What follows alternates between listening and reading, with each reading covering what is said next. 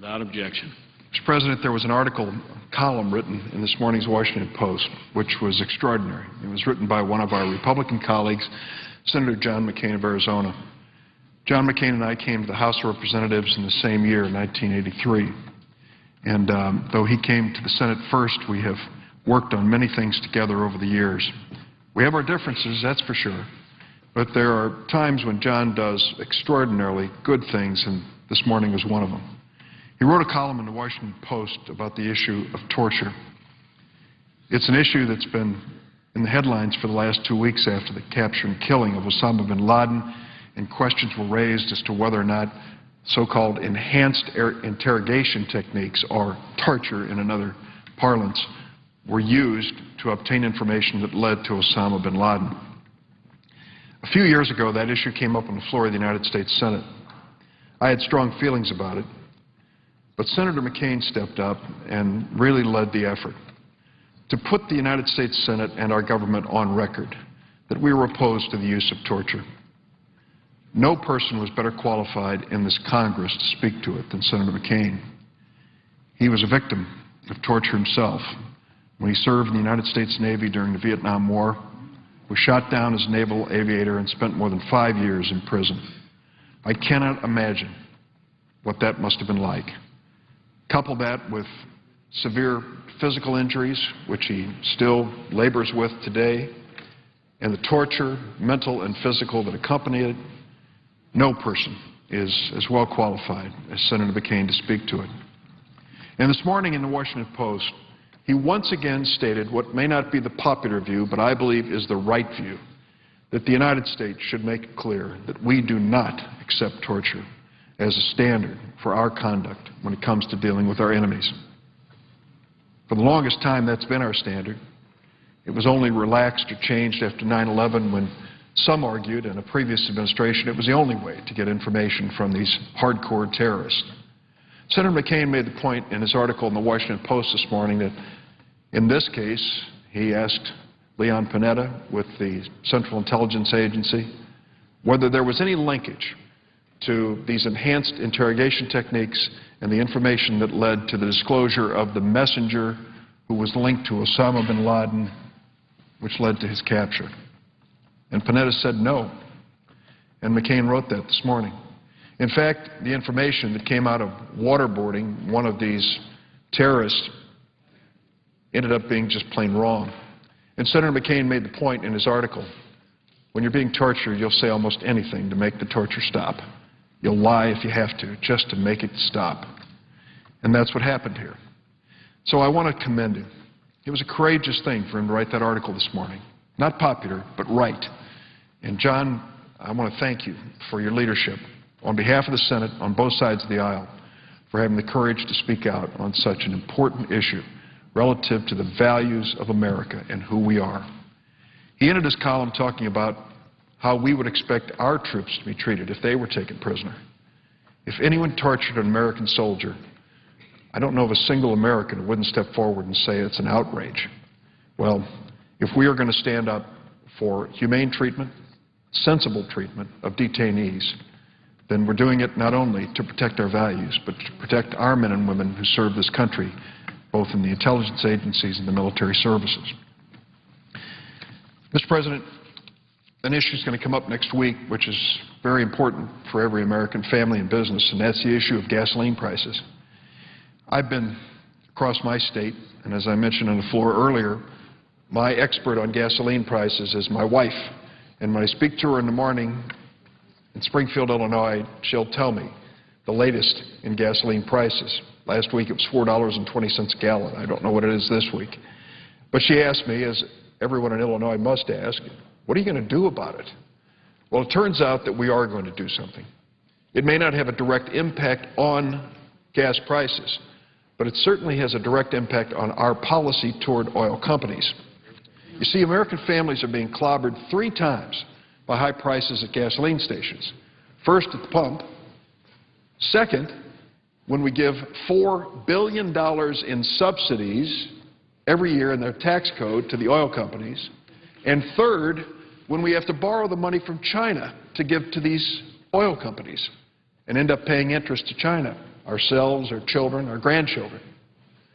Paying 3 times for outrageous gasoline prices is an outrage itself. The big oil companies have made almost $1 trillion in profits over the last 10 years, over $35 billion in the first 3 months of this year. Some of these oil companies are breaking records on Wall Street for corporate profits. The Wall Street Journal also reported last week that the CEOs of oil and gas companies who are appearing before the Senate Finance Committee today had the highest median compensation at $13.7 million annually in 2010, up 17.3% from the year before. In addition to the profit-taking, the oil industry receives over $4 billion in tax giveaways each year. Instead of using that money to lower prices at the pump, these giveaways have merely been used to pad the profits and the compensation of the oil companies and their executives. Yesterday, Senator Menendez introduced a bill which I'm co-sponsoring to end the special treatment and tax breaks given to the 5 largest oil companies in America. This would save Americans over $4 billion a year, and it's our goal to use that money to reduce our nation's deficit. Americans across the board agree it's time to end this corporate welfare for the big oil companies. In a recent poll, 3 out of 4 Americans support eliminating tax credits for the oil and gas industries to reduce the federal deficit. We have to deal with our deficit that's growing at an unsustainable rate. And I'm hoping that this will be a common-sense, good-faith, bipartisan agreement. End this subsidy. Take the taxpayers' dollars flowing to the oil companies and give them instead to those who are dealing with our deficit to reduce it. Incidentally, we're not talking about business expenses at these oil companies, and that's what many of these execs would like to have people think. These are subsidies used to increase profits and reduce their tax burden. Last year, Exxon had an effective tax rate on its income of 16%, less than half of the corporate tax rate. According to the Congressional Budget Office, the average American has an effective tax rate of over 20%, so Exxon was actually paying a lower tax rate on their profits than the average American pays on his income. In addition, the big 5 oil companies have used 71% of their profits not for exploration and production, which is what they'd like you to think, but rather for boosting share prices. Actually, they used only 12% of their profits for exploration and new development. In other words, these oil companies spend almost 6 times as much on dividends and stock buybacks as they do in looking for new sources of oil. The primary use of these subsidies is not to discover new oil, it's to discover new record-breaking profits. It's time for government handouts to these extremely profitable, well-established companies to come to an end. Ending them will not raise gas prices, as some Republicans have argued. We're dealing with a world market for oil. Price is set by the global market. Gasoline prices have risen significantly, even with these subsidies in place. Removing them will not change these prices. The Congressional Research Service has said that the effects of removing the subsidies would be very small. According to the Department of Treasury, removing them would cause the loss of less than 0.1% of the global oil supply and have little or no impact on prices in the United States. In addition, removing oil subsidies reduces U.S. oil production by less than 0.5%. And it'll increase exploration and production costs by less than 2% for companies that are making record-breaking profits. Removing these subsidies will not affect the price of gasoline, nor will increasing our domestic production. That's the other thing. Remember the chant, drill, baby, drill? It was all over the last presidential campaign. In fact, domestic oil production in 2010 was at its highest it's been in 7 years. Even with production strongly increasing, oil prices keep going up, and so do gas prices. And just keep in mind, the United States has less than 2% of the world's proven oil reserves, and every year we use 25%. We can't drill our way out of this issue and this problem. Even though we've increased production, we still see prices going up. Our fuel price would not be altered by increased drillings. We would still need to import over 50% of our oil. As has been said many times, we can't drill ourselves out of this problem. We simply don't have enough oil. The only way to end our dependence and insulate ourselves from high gas prices is to finally develop for America a national energy policy. Other countries have it. We don't. We need a sound, comprehensive policy that includes plans for energy efficiency and new renewable sources. Increased drilling is not going to significantly reduce gas prices. Actually, Congress has taken another step to help consumers bring prices under control at the gas pumps. Last year, Congress voted to reform the swipe fee that big banks get paid from merchants on debit card transactions. So every time you fill up the tank and swipe your debit card, you're paying on average 40 cents or more to the bank for the swiping of that card. What we've done is to say the Federal Reserve should establish a reasonable and proportional level for that fee. They think it should be much less than 40 cents.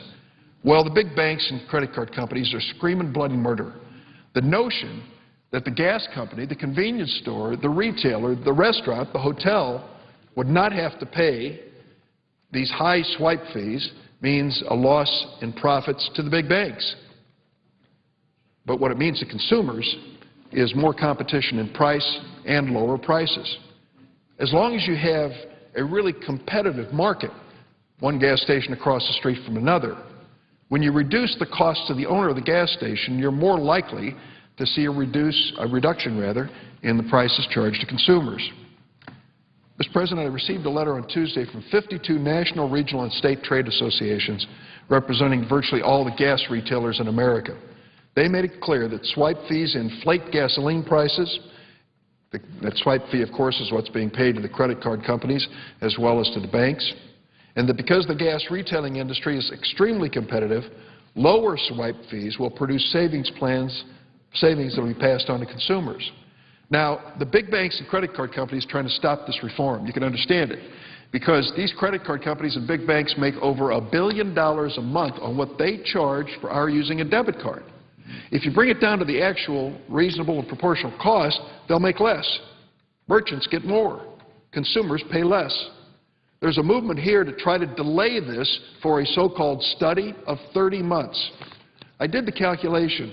30 months times the profits that the big banks and credit card companies will take out of the existing swipe fee comes to about $40 billion that's going to be taken out of the American economy if we agree to a 3-year, 2.5 or 3-year delay in this. That's not fair to consumers, it doesn't help the economy, and it doesn't help bring down gasoline prices.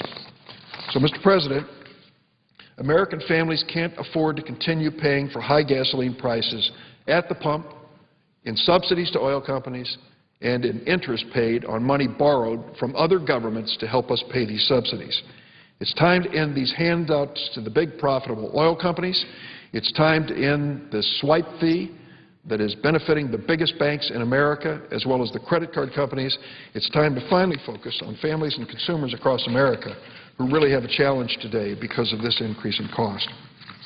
Mr. President, at this point I'd like to ask that the statement I'm about to make be placed in a separate part of the record. Without objection.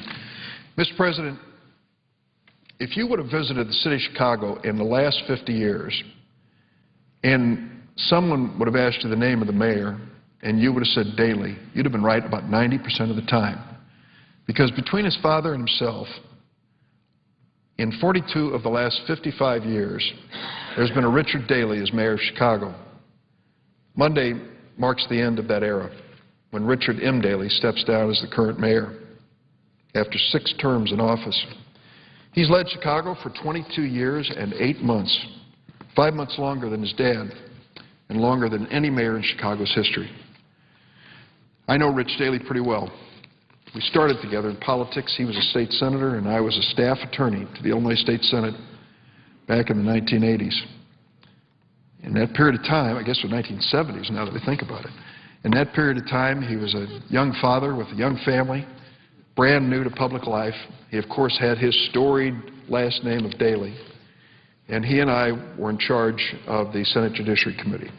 Let me clarify that. He was in charge. I worked for him. I got to know him, sitting next to him for many, many hours of hearings, watching his reaction to ideas measuring the man. He and his wife Maggie were going through a tough time at that point. They had a little baby who was very sick and eventually passed away. It was an emotionally draining experience for the whole family, and those of us who worked close to him felt the sense of loss that he and his family experienced. But he's an extraordinary man. Richard Michael Daley was born in 1942, the fourth of 7 children, the oldest child of Richard J. Daley and Sis Daley. His father, who ran Chicago from 1955 until his death in 1976, was one of the most powerful big city mayors America has ever known. Rich Daley grew up in a modest red brick house in Bridgeport, a storied Irish neighborhood of blue-collar bungalows on the south side of Chicago. The famine Irish immigrants who settled the neighborhood in the 19th century called it hard scrabble. Rich Daley's mom and dad taught their kids that the family always comes first. His father, even as mayor, made a practice of eating dinner every night at home with his family, with very few exceptions. Mayor Daley introduced his kids to politics at an early age. Often after dinner, he'd bundle them up, put them in a car, and take them to the ward meetings and events that he was attending. So I guess it was in his blood. One brother, Bill, is now President Obama's chief of staff. He served as U.S. Commerce Secretary under President Clinton. Another brother, John Daley, is a Cook County Commissioner. At Chicago's De La Salle High School, which Rich Daley attended, his nickname was Mayor, no surprise. In his yearbook, he said his ambition was to become, quote, a great lawyer and a politician. His family name may have helped open some doors to his dreams, but then he had to make a name for himself.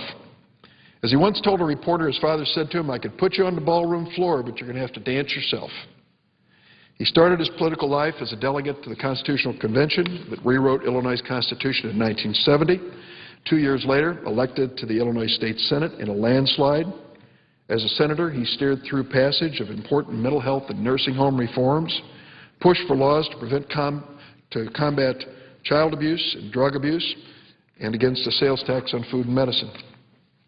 In 1980, he was elected Cook County State's Attorney, and as the county's chief prosecutor, he earned a reputation for law and order, tripled the number of African-American prosecutors in that office, and was reelected twice. His first run for mayor, 1983. He finished last in a 3-way primary, and he thought about getting out of the political business. But thank goodness he changed his mind.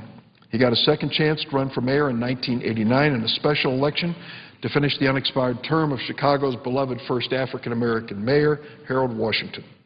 That time, Rich Daley won, with 56% of the vote.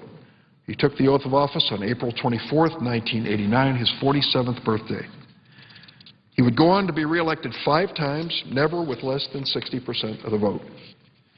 Richard Daley's vision has always been clear, to make Chicago one of the best cities in the world. And he's pursued that goal with fierce determination. His leadership transformed Chicago from a Rust Belt manufacturing center to a cultural and commercial center that the Global Cities Index calls the 6th most global city in the world, alongside New York, London, and Hong Kong. Rich Daley's funny, blunt, impatient, emotional, and notoriously demanding, especially of his staff. Like his dad, he's a hands-on manager. Whenever he sees anything that needs attention, whether it's a pothole in the street or graffiti on a wall, he makes a little note on a blue slip of paper, then he calls the department head to make sure the problem gets fixed. His tenure has included some disappointments, which happens in every public life, including the city's failed bid for the 2016 Olympic and Paralympic Games for Chicago. But we gave it our best try. But it also includes some remarkable successes. He's traveled the world promoting the city of Chicago. He helped bring new jobs and new vitality to the Loop, the economic heart of that great city.